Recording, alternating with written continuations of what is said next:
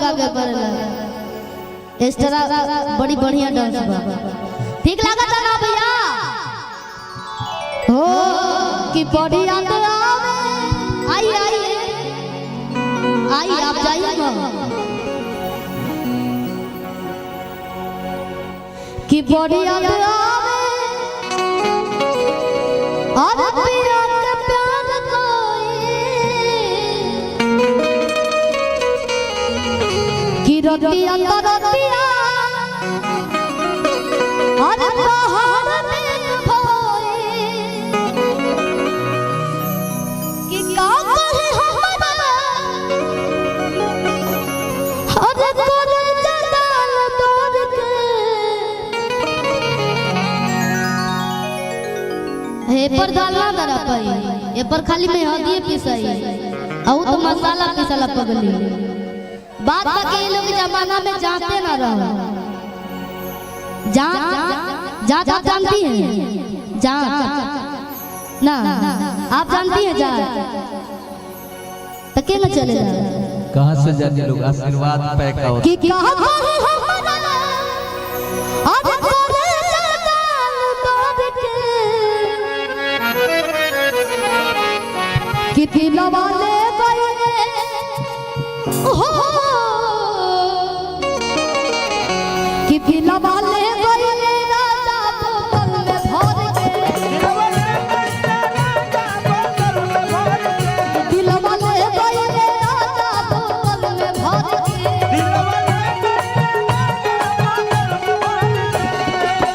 बढ़िया आवे पिया के प्यार कोई रतिया रतिया पहाड़ दिल भाई अरे वाह बढ़िया आवे पिया के प्यार कोई रतिया रतिया पहाड़ दिल भाई का कहूं हमरा तोरे जदाल तोड़ के का कहूं हमरा तोरे जदाल तोड़ के दिलवा ले गए हो दिलवा ले गए राजा बोतल में भर के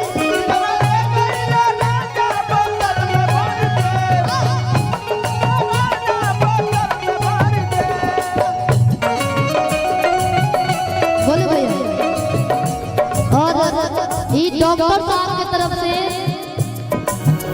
बड़ा सौभाग्य की बात है कि हमने के डॉक्टर साहब के देने जा अरे यहाँ का शुरुआत मुखिया जी शिल्पी जी यहाँ का शुरुआत करनी हो ऐसे कि बहुत बंधु लोग बैठल बा खाली मुखिया जी लोग बा सोचत नहीं है कि केस शुरू करो तो कह देनी है का जितेंद्र भैया जितेंद्र मुखिया जी की तरफ से और यहाँ के जब से हमने गाय में बहुत ज्यादा सम्मान बा और खुशी की बात बा कि सादा सादा गाँव में मन ना लगेला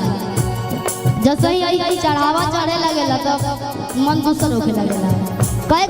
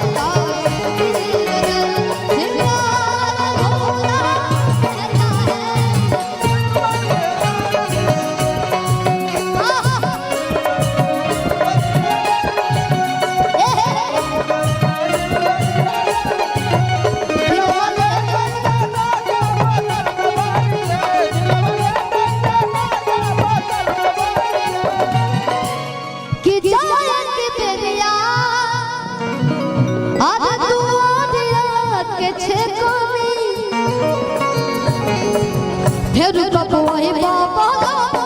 से पूछली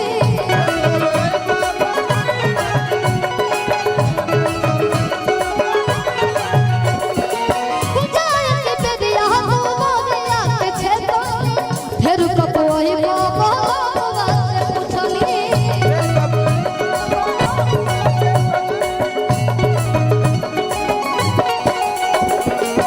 कि पूछो